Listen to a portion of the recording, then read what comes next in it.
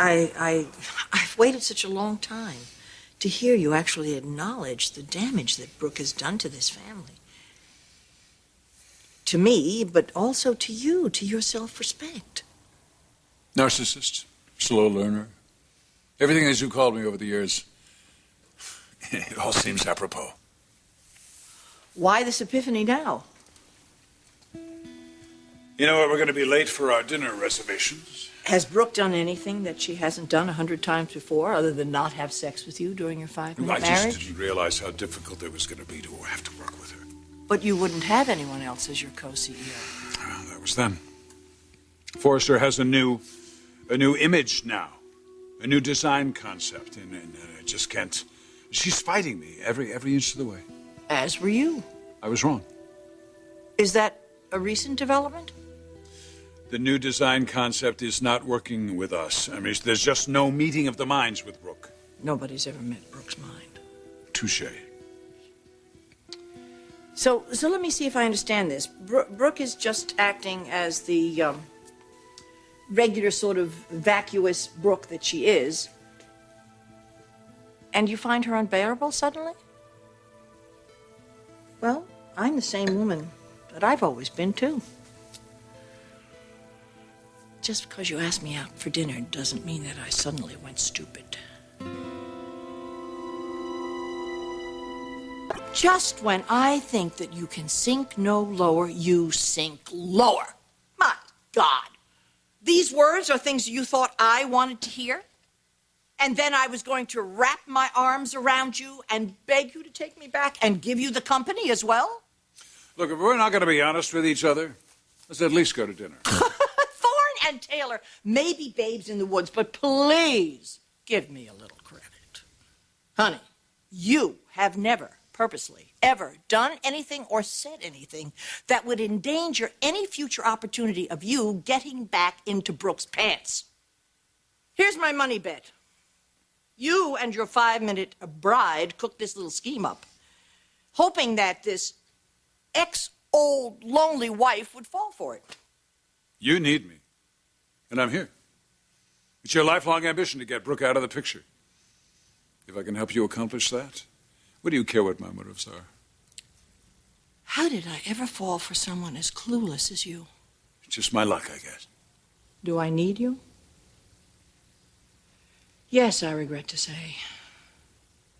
And if I ever thought there was a chance that you would grasp what it is that I really need from you, I'd probably sign your precious company over to you and just call it a bargain.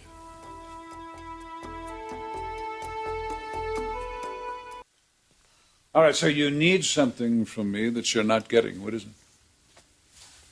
It's hopeless.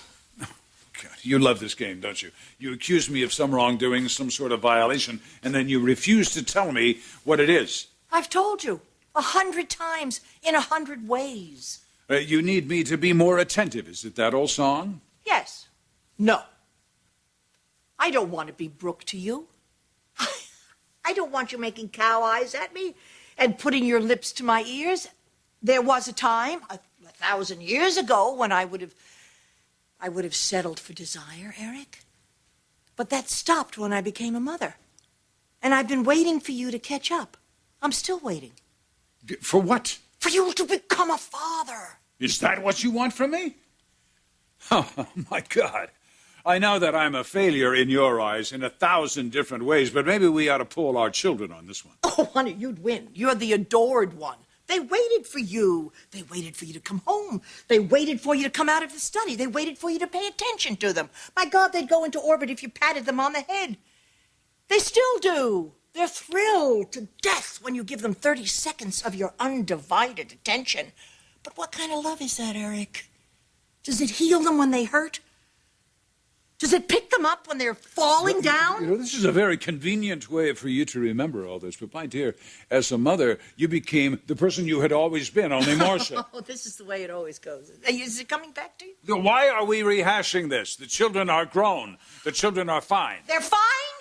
They're fine because they can dress themselves and they can walk and they can talk and they can feed themselves, and you think they're fine and you think that's all it takes about being a parent? They're fine!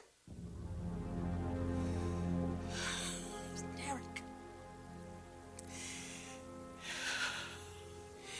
Eric, there are children until they take their last breath. When do you get that?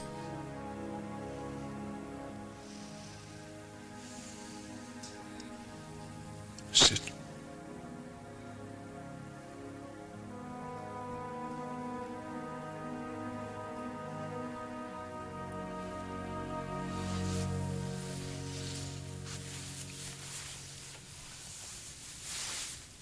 Something's wrong. You tell me what it is.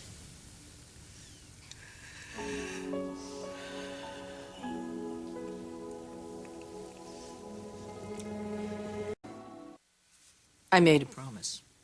To one of the children. Look, you always accuse me of being clueless, and then you insist on keeping me that way. Just think, Eric. Thorne and Darla, they're having trouble. Use your eyes and your ears. Thorne is overwhelmed with his new responsibility.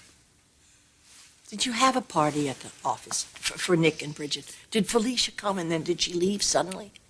It was awkward for her. She and Nick were an item when she left, and then she comes back and Nick is married.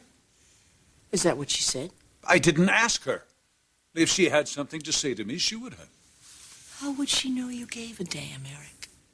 Felicia knows how important she is to me. And hounding our kids for information, that's your style, not mine. But Felicia's always been painfully private. You know that. So private that she hid the fact that she had cancer from us? Look, what's your point? She left a party early, that's all. You make it sound like she's dying.